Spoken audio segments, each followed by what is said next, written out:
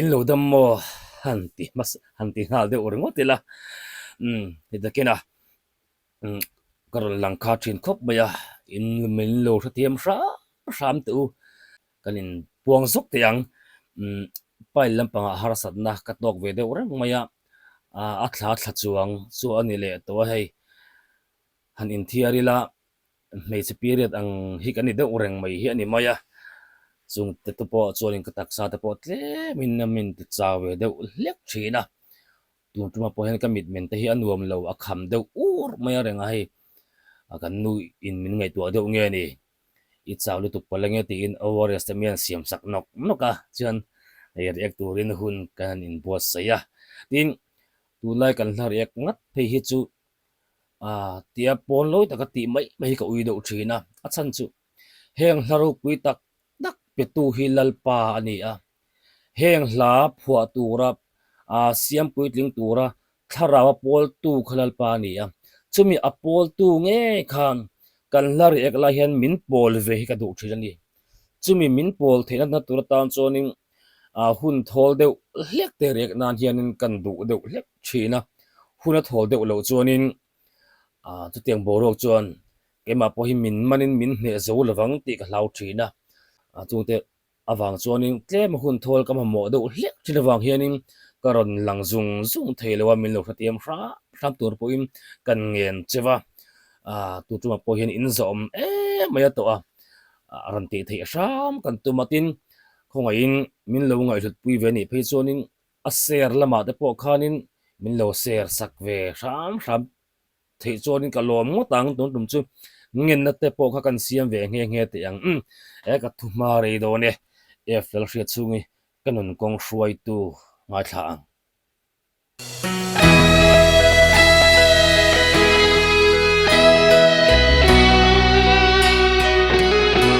phua tu hi kumari na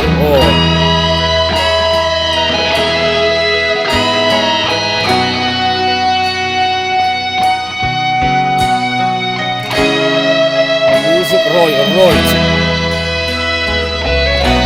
min phơi lụt ngal veng đầm lai khóc về la kanun kong soi tu ring ola ze ho nang ka ngai che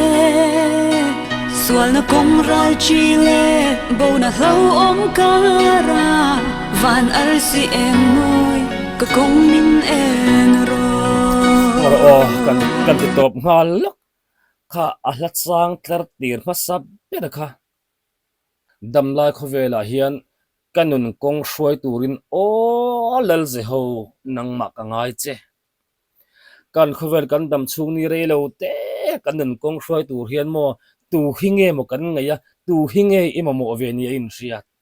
ani inun kong hi tu nge hruaya in riat tu na khan engin nge kai hruai che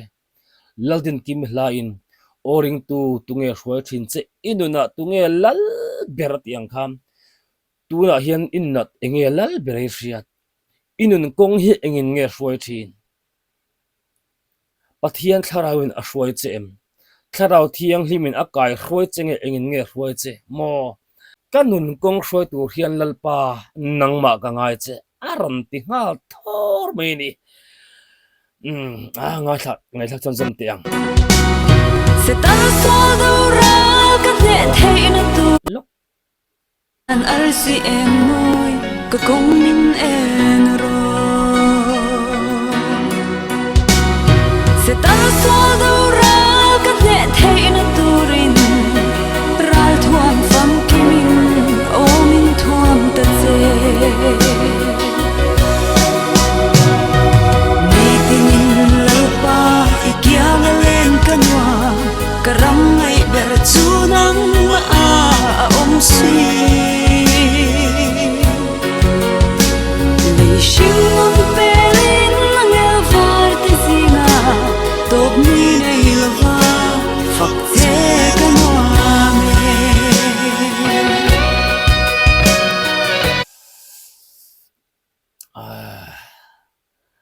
le shinun pelin angel varda singa top ni nei lewa fak che kanwa me avan nga lel om tro ni tinin lalpa ikianga len kanwa karam ngai per chu nang ma a om si karam ngai per hi mo engram hi ngai ve pathian hin om te i thla hlel ve em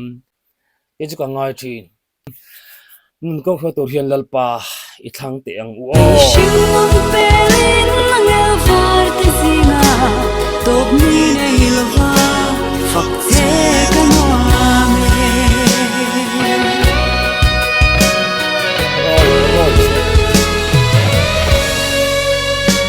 boy na thum pui zingin tang tin na bom eden nat na vein ka chave adik lo le thak boy na thum pui zingin tang tin na bom eden nat na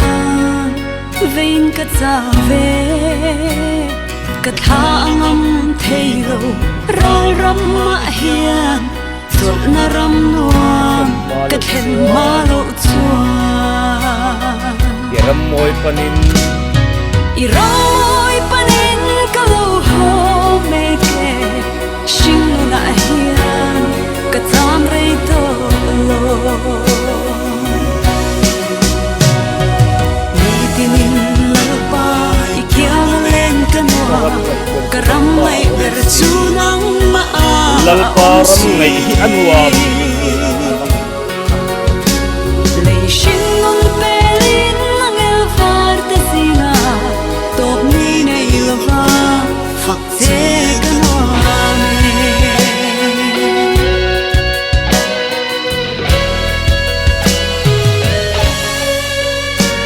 kadam thum rei lo te a hian oi su ike bula om ka lalpa ike bula om ka tu izir tir na thutak le o ikong thiang him lei moi na ain ka thang zo ke kadamai shing on hi alo ral hunin ikyang leng turin min lo kayang che avan nga hlel om tro achang thum na kha kadam chung re lo te a hian o isu ikibula om ka du e kadam chung re lo te hinalpa ikiang om ka tu ikiang om hi ka thlahlel ikiang om hi ka chak ikibula mo a ikibula oma lal isua a mitin hu theila tro tu na teng te hianin nge ni a ke hriak rim tui han lei buak ve te pok avan chak om avan thlak hlel om tak tro chu isua kiang om isua ke bula om lalpa ngeng tlat tu te na chuanin i azirti na thu tak chu an poma an oya leimoi na ain lalpa hi an ena lalpa hi an thlang thina leimoi na le ro pui na ain i thu tak le chumi ikong thiang lim chu kan thlang zo ka chumi a thlang tu chu lalpa hian a huna takhian mo akayang an ban akay alat sor sa at soy mo emang ti hi karing chin athak hel om tro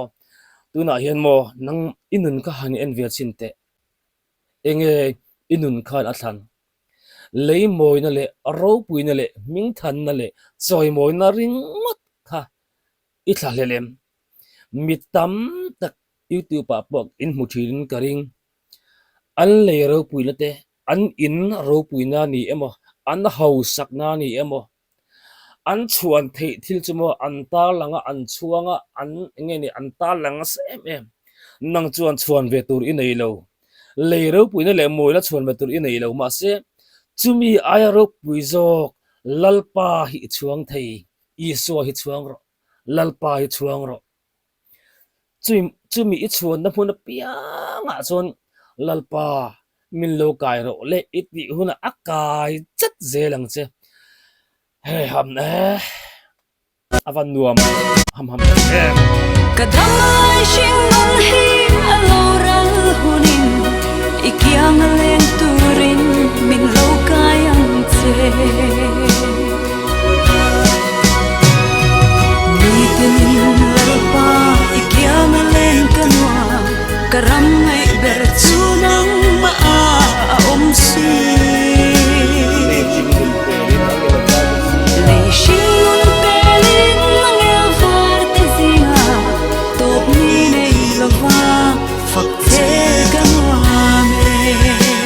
sin nun te la ngel par sia lal pa fa Santiang ko hara Kifim leng vel hia Ingil na ina An thiar seng lo asin Zan thim em tu Van kwa le tui te pon Ifel na thu An shil zo thei lo si ko ba ena em boy lo chu Sim ko mareng an eng moi lo chuakin ilay na Ilay nai lo na kangai lo An buang zar le chi helai achang di lebi ka hen pu marian testimony ka beng achang wang mai azol vem pakata rong bolin la kala zana a honga ta chon lal pa la ka po an vui ve ni ke in a ho sia zana tlai to sia kan channel lo ena pu marin ne na kan kom na teng ta kha lo mu chon in hriat karinga in ngai thak to po karinga ka teng rong bola chuak ve me si kha nge mo ke ka ho nek nek mai le o ti kham a mi hrin ri ru lo chuak kha ain khong ai ve ya pathian laga pokal a vui lek lekani maro chu thil siam dang an ena chunglam pangwana ar si teng te mo thifibron tho heu teng te chung zong chuam pathian ro puin an lo puang chuak maya mo vui vaina nei mi lavin chu vui vaina po nei ve mi lava lalpa ro puina ron puang chuak tu te kha an ro puia hluat ta em maya hlathu aron zam chuak ta kha ni aron zam chuak dan thu te la hi arilin an moi em mai ko ka Sim ko mareng an eng moi lo chuakin Ilay na kangai lo An buang zar le chi Nitin lalpa Kiamalen kanwa Karamay bertunang maaomsi lekin dun pelin ang ngel Leishin nun pelin ng elfartesina Top ni na ilova Fakte kanwame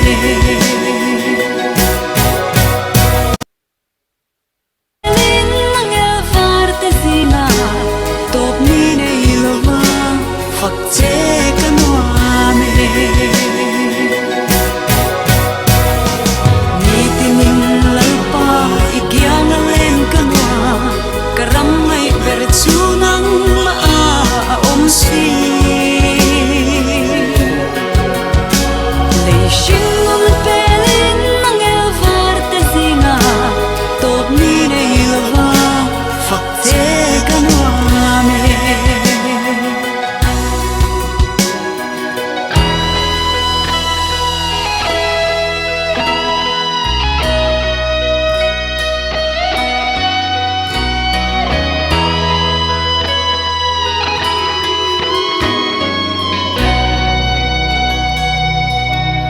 ole